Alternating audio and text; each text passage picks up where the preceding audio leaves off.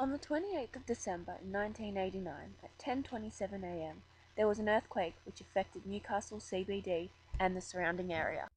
The earthquake occurred 15 kilometres southwest of Newcastle's CBD.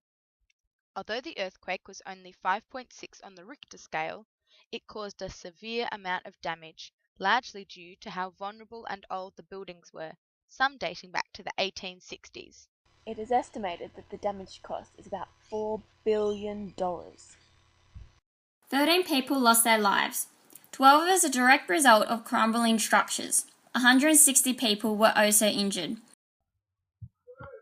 I was on holidays with my mum, dad, and husband, and my mum and I were inside and heard a huge crash. We thought a truck must have bumped into the front of the house, but when we went to look, there was no truck. My mum thought it must be an earthquake, so we rushed under a door frame and waited for it to finish.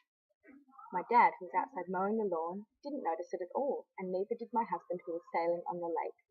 Our house, thankfully, was not damaged, but I know many people have lost their homes in this terrible event.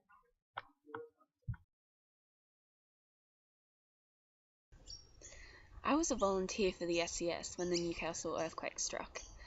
I remember that day very clearly, as there were buildings with missing walls and that were crumbling, and roofs that had collapsed, and cars that were damaged from falling bricks.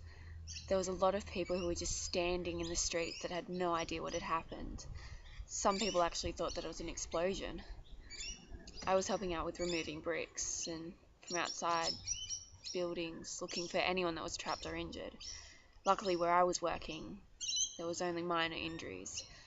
I had friends who experienced much worse in their areas. It was horrific. I was the owner of a small cafe at Wilmot Street in the CBD. I was working that day the earthquake struck. The ground started to shake and no one knew what was going on. Next thing you knew, the walls started to crumble. I had to demand everyone to leave the cafe immediately. Unfortunately, one of my staff members and a couple of the customers got stuck under the rubble. They were rescued and luckily survived. I lost my business from this incident, which I am absolutely devastated about. But my heart truly goes to those who lost loved ones from this tragic event. This earthquake affected many lives, homes and businesses.